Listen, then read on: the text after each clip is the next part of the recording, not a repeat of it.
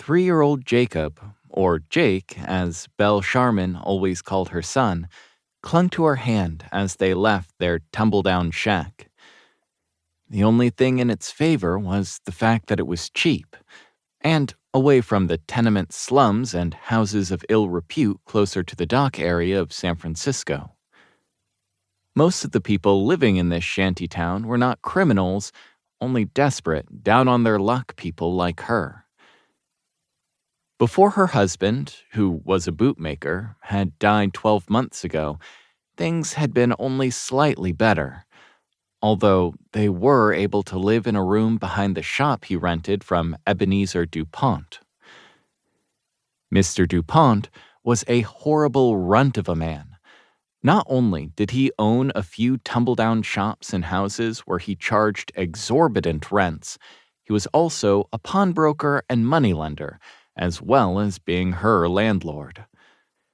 The interest he charged was so high, most people who borrowed from him struggled to ever pay it back. Men sometimes paid with their lives when they couldn't pay.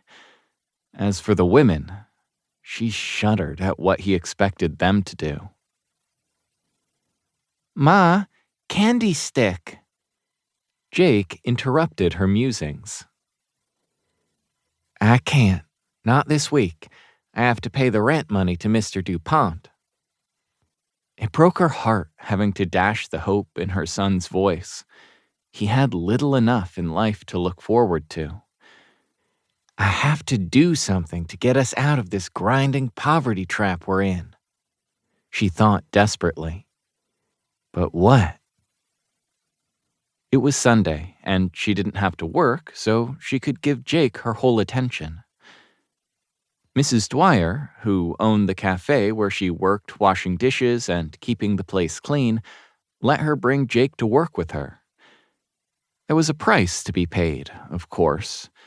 There was always a price to be paid for people like them. It cost half her paltry salary to bring him along each day, although they could take any leftover food, that couldn't be used the next day, home with them. While they were there, Mrs. O'Dwyer insisted Jake always have a serving of whatever mashed vegetables were on the menu. The woman also made sure Belle ate a substantial meal as well, so she couldn't really complain, as her boss was struggling to make ends meet herself. "I don't want to see the mean man," Jake said. "I know, sweetheart. I don't want to see him either, but we must.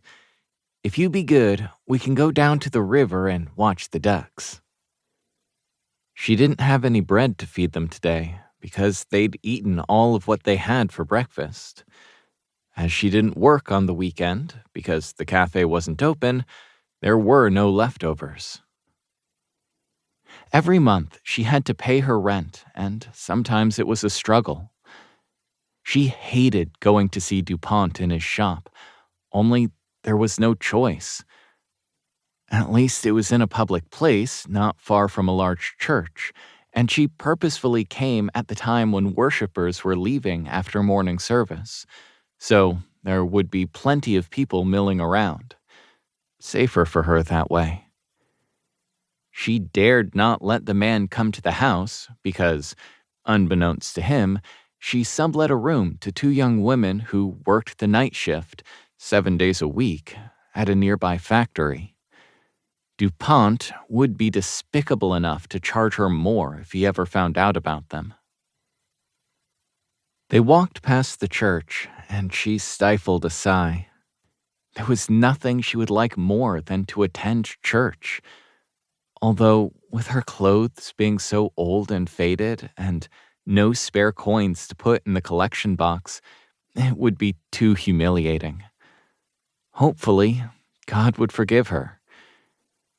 If her devoutly religious parents were still alive, they would be mortified to think their only living child had been reduced to such a pitiful state that she was too ashamed to go to Sunday worship.